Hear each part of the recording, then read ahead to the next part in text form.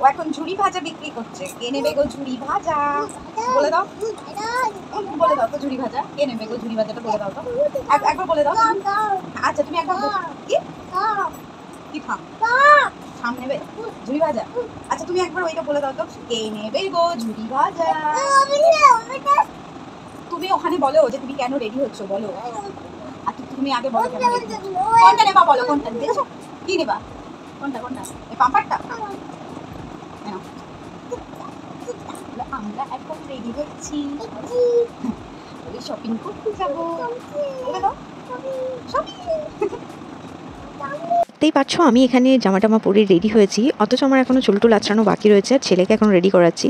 আর তারপর এখন voice over দিতে দিতে মনে হচ্ছে এই যে আমি তো তোমাদের সঙ্গে আমার ইন্ট্রোটাই শেয়ার করিনি, আগে দাঁড়াও ইন্ট্রোটা তো দিয়ে নিই।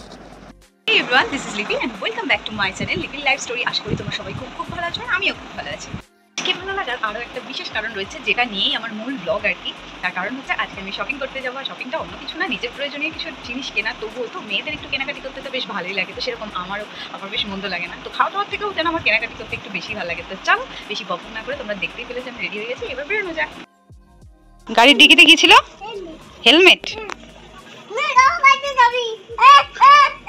গাড়িতে চাপি, গাড়িতে চাপলে হবে না তো, গাড়ি যাবো কোথায়?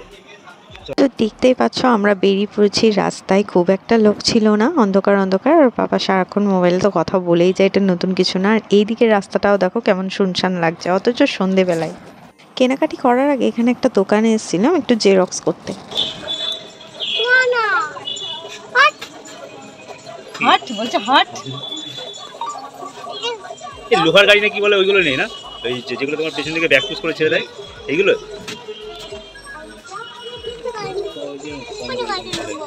কোনটা? ওকে কিন্তু এবার রাস্তায় বার করা যাবে।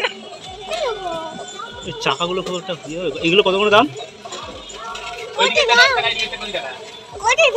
এটা 10 টাকা। এটা মনে হয় ব্যাক পুশ নয়, এমনি তাই তো? এই 10 টাকাটাও ব্যাক পুশ? তাহলে 20 টাকাটা কিসের দাম বেশি? ওর গাড়িও পেয়ে গেছে, এবার কেমন খুশি দেখো, চারিদিক দেখছে আর কি নেওয়া যায়। তো যেদিনই বেরোই সেদিনই দেখি রাস্তায় ঠিক এরকমই ভিড়, মানে যখনই বেরোই মানুষের কেনাকাটি লেগেই আছে, তাই না বলো? এদিকে ঈদ, তারপরেই দুর্গাপুজো আসবে, তার আগেই হচ্ছে পয়লা বৈশাখ আছে, চৈত্র সেল, মানে বাঙালি বলে না 12 মাসে 13 পার্বণ, সেই রকমই ব্যাপার। 13 পার্বণ, 13 থেকেও মানে আরও বেশি কেনাকাটি। তো যাই হোক, দেখতে পাচ্ছ দুদিকে রাস্তার পাশে একদম কাতারে কাতারে ঢেলে বসেছে আর কি জুতো, ব্লাউজ তো আবার 100 টাকায় হোলসেল, মানে যে যত পারবে লুটে নাও, তোমরা লুটে নাও, আমরাও ব্যবসা করে নিই, এইরকম সময় আর কি, এখন আমাদেরই সময়। তো যাই হোক, কে কে চৈত্র মানে সেলে কেনাকাটা করলে অবশ্যই কমেন্টে জানিও, পয়লা বৈশাখের জন্য কে কী কেনাকাটি করে ফেলেছে অবশ্যই জানিও। আমি সেরকম কিছু কিনিনি, এখানে আমি নিতে এসেছিলাম হচ্ছে দুটো নাইটি, 3টে কুর্তি, যেটা আমি তোমাদের এই ব্লগে দেখাবো।